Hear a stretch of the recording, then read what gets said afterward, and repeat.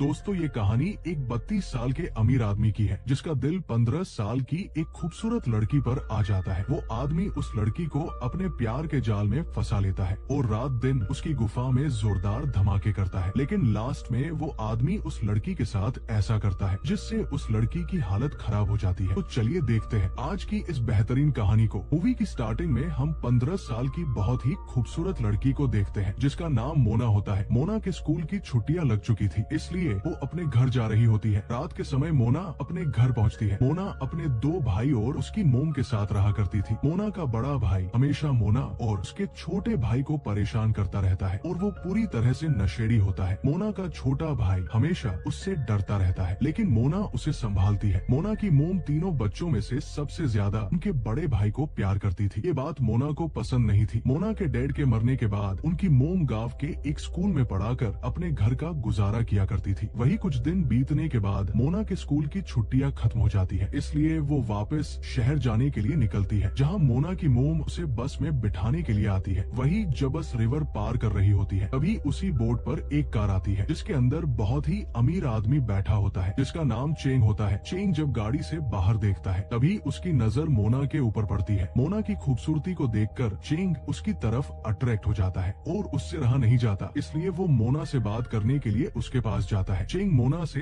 उसके बारे में पूछता है, लेकिन मोना उसकी बातों पर ज्यादा ध्यान नहीं देती। दरअसल चेंग की फैमिली बहुत ही अमीर है और वो अपनी पढ़ाई पूरी करके घर जा रहा होता है। थोड़ी देर बातें करने के बाद चेंग को पता चलता है मोना का हॉस्टल भी उसके घर के पास ही है, इसलिए चेंग मोना को अपने साथ कार में चलने के लिए कहता है। तो मोना भी उसके साथ जाने के लिए तैयार हो जाती है, क्योंकि मोना को पता था अगर वो उसके साथ कार में नहीं गई तो उसे बस में धक्के खाते खाते जाना पड़ेगा। वो लोग जब कार में जा रहे होते हैं तभी चेंग मोना से उसकी उम्र पूछता है, तो मोना उसे झूठ बोलती है और उसे अपनी उम्र 18 साल बताती है। वही चेंग 33 साल का होता है। चेंग मोना को अपनी फैमिली के बारे में बताता है। इसी तरह से कुछ देर बातें करने के बाद चेंग मोना को टच करने लगता है, क्योंकि चेंग अब किसी भी तरह से मोना की छोटी से बुलबुल में धमाके करना चाहता था। थोड़ी देर बाद मोना का हॉस्टल आ जाता है, इसलिए वो कार से उतरकर अंदर चली जाती है। वही मोना जब हॉस्टल में अपनी फ्रेंड के साथ होती है तो वो अपनी फ्रेंड को चेंग के बारे में सारी बातें बताती है। अगली सुबह जब मोना स्कूल जा रही होती है तभी उसे स्कूल के बाहर चेंग की कार दिखाई देती है, इसलिए वो उसके पास जाती है। दरअसल चेंग मोना के छोटे छोटे तरबूज देखकर उसे पसंद करने लगा था। मोना चेंग की गाड़ी के पास आती है और कार की खिड़की पर किस करके वहाँ से स्कूल की तरफ चली जाती है। ये देखकर चेंग को समझ आ जाता है मोना भी कहीं न कहीं उसे पसंद करने लगी है। स्कूल की छुट्टी होने के बाद मोना बाहर आकर चेंग को देखती है, लेकिन चेंग वहाँ नहीं होता, इसलिए मोना अपने हॉस्टल में आ जाती है। मोना जब अपनी फ्रेंड के साथ डांस कर रही होती है तभी उसे बाहर चेंग की कार आते हुए दिखाई देती है। ये देखकर मोना जल्दी से उससे मिलने के लिए जाती है। चेंग मोना को कार में बिठाकर अपने साथ एक जगह लेकर जाता है, जहाँ वो मोना को एक रूम में लेकर जाता है। चेंग मोना की गुफा की खुदाई करना चाहता था, लेकिन चेंग को डर था कहीं मोना की बुलबुल का डोल ना बन जाए, क्योंकि मोना सिर्फ 15 साल की है। मोना चेंग की भावना समझ जाती है, इसलिए वो चेंग से कहती है, तुम मेरे साथ जो करना चाहते हो मैं उसके लिए पूरी तरह से तैयार हूँ। ये सुनकर चेंग मोना की बुलबुल की रेल बनाने लगता है। काफी देर तक मजे करने के बाद मोना चेंग को अपने बारे में बताती है। मोना चेंग से कहती है, मुझे पढ़ लिख कर बहुत आगे जाना था, लेकिन पैसे ना होने की वजह से मैं कुछ नहीं कर सकती। मोना चेंग को अपनी फैमिली के बारे में बताती है। उसकी मोम बहुत ही मुश्किल से उनका गुजारा करती है। मोना की बातें सुनकर चेंग को समझ आता है मोना उसके पास सिर्फ पैसों के लिए आई है। बातें करते करते चेंग फिर से मोना की गुफा में धमाके करने लगता है और मोना की बुलबुल का पूरी तरह से डोल बना देता है। पूरे दिन मजे करने के बाद रात के समय चेंग मोना को एक रेस्टोरेंट में लेकर जाता है, जहाँ चेंग मोना के साथ ड्रिंक करता है। बातें करते करते चेंग मोना को बताता है, मैं तुमसे शादी नहीं कर सकता हूँ क्योंकि मैं चाइनीज हूँ और मेरे घर वाले मेरी शादी एक चाइनीज लड़की से ही करेंगे। ये सुनकर मोना चेंग से कहती है, मुझे भी तुमसे शादी नहीं करनी है क्योंकि मुझे भी चाइनीज लड़के पसंद नहीं है। दरअसल मोना ये सब ऊपरी मन से बोल रही थी, लेकिन घर आने के बाद मोना चेंग की बातों को लेकर बहुत सैड होती है, जिससे हमें ये पता चलता है मोना भी चेंग से प्यार करने लगी है। वही अगले दिन मोना की स्कूल की छुट्टी होने के बाद चेंग उसे लेने के लिए अपने ड्राइवर को भेजता है। चेंग का ड्राइवर मोना को फिर से उसी रूम के बाहर छोड़ देता है। रूम के अंदर जाने के बाद चेंग फिर से मोना का ढोला बजाने लगता है और वो दोनों काफी देर तक एक दूसरे की सवारी करते हैं। इसी तरह से रोजाना स्कूल की छुट्टी होने के बाद मोना चेंग से मिलने के लिए आती है और वो दोनों पूरे दिन गफा गफ करते हैं। ये सिलसिला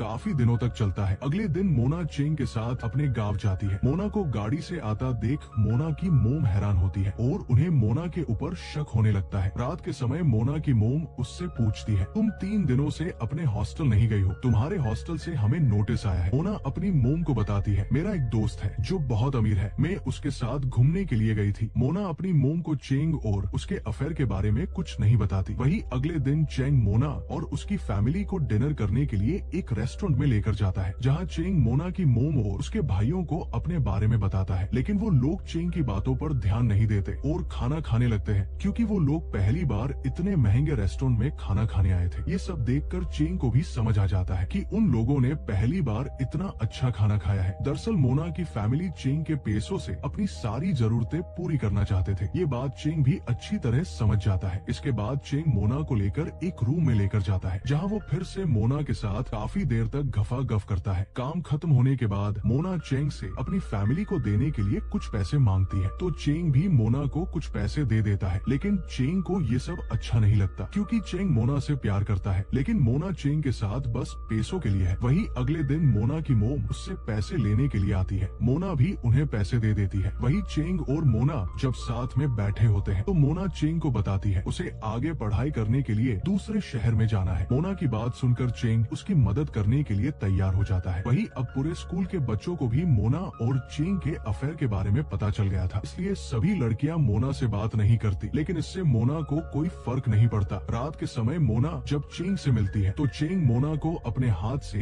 एक रिंग निकालकर उसे पहनता है। चेंग अब मोना से बहुत प्यार करने लगा था और वो किसी भी तरह से मोना से शादी करना चाहता था। चेंग अपने घर जाकर अपने पिता से मोना से शादी करने के लिए पूछता है, लेकिन चेंग के डैड उसे मोना से शादी करने से मना कर देते हैं, क्योंकि मोना एक फ्रेंच लड़की थी। चेंग के डैड उसे कहते हैं अगर उसने उनकी बात नहीं मानी तो वो मर जाएंगे। दरअसल चेंग के डैड उसकी शादी किसी चाइनीज लड़की से ही करना चाहते हैं। अगले दिन चेंग मोना को ये सब बताने के लिए उससे मिलने के लिए जाता है। चेंग मोना से कहता है हम लोग भागकर शादी कर लेते हैं, लेकिन मोना उसे मना कर देती है, क्योंकि मोना को पता था अगर चेंग ने उससे भागकर शादी की तो उसकी फैमिली उसे एक पैसा भी नहीं देगी। इसलिए मोना चेंग से झूठ बोल देती है कि मैं तुमसे प्यार नहीं करती। वही रात के समय चेंग मोना को अपनी होने वाली वाइफ के बारे में बताता है। चेंग बहुत सैड था। चेंग का मूड ठीक करने के लिए मोना उसके चेतन को सहलाने लगती है, लेकिन चेंग उसे ये सब करने से मना कर देता है। अगले दिन चेंग मोना को छोड़ने के लिए उसके गांव जाता है। मोना जब अपने घर जाती है तो उसकी फैमिली की नजर मोना की रिंग पर पड़ती है, जिसे चेंग ने मोना को दिया था। मोना की मोम उससे वो रिंग ले लेती है। वही मोना के बड़े भाई को भी पता चल चुका था। मोना और चेंग ने कई बार गफागफ किया है। इससे मोना का बड़ा भाई उसके ऊपर बहुत गुस्सा होता है। अगले दिन मोना का बड़ा भाई काम करने के लिए शहर जाता है। मोना की मोम को इससे बहुत बुरा लगता है, क्योंकि उनकी मोम सबसे ज्यादा उसे ही प्यार करती थी। दूसरी तरफ मोना और उसका छोटा भाई उसके जाने से बहुत खुश थे। रात के समय मोना चेंग से मिलने के लिए उसके पास जाती है। मोना देखती है चेंग पूरी तरह से नशे में होता है। दरअसल कल उसकी शादी होने वाली थी, जिससे चेंग बहुत ज्यादा से था। चेंग को इस हालत में देखकर मोना चेंग से कहती है मैं तुमसे शादी होने के बाद एक बार जरूर मिलने आऊंगी। अगले दिन चेंग की शादी होती है। मोना भी चेंग को दूर से देख रही होती है। शादी होने के बाद मोना जब अपने घर आती है तो उसे पता चलता है मोना की मोम उन्हें फ्रांस लेकर जाने वाली है, ताकि वहाँ मोना